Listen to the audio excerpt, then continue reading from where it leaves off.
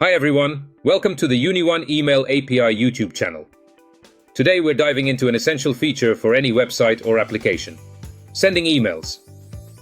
Whether it's for notifications, password resets, or newsletters, email functionality is a must-have. Let's get started. First, let's understand how email sending works. When your app sends an email to your recipient, it does not reach them directly. Instead, it communicates with an SMTP server. Think of it as the mailman delivering your message to the recipient's inbox. When you send the email, your SMTP server gets it and transfers it to the recipient's SMTP server, which places it into your recipient's mailbox. So let's dive deeper into how email sending works. Step 1 is setting up an SMTP server. You have two main options. Use a third-party service like Gmail, SendGrid, or Amazon SES, or you can set up your own SMTP server if you want more control.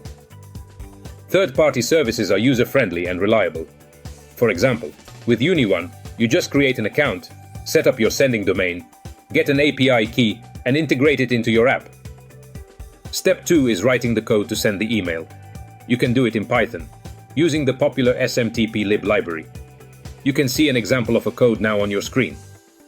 With this code, you can easily send an email using Uni1's SMTP API. Make sure to replace the placeholder values with your credentials. And that's it for a basic setup. While the sending process is pretty straightforward, some issues may still arise, from incorrect credentials to email bounces. To pinpoint and fix any problems, use our SMTP debug tool, available for free at smtpdebug.com. It allows you to test your connection and monitor the SMTP session in real time. For a smooth start of your email campaigns, you can try Uni1 providing 4 months of free usage with 6,000 monthly emails included. Also at Uni1, you get a 24/7 live support assisting with any email-related questions to ease your setup process.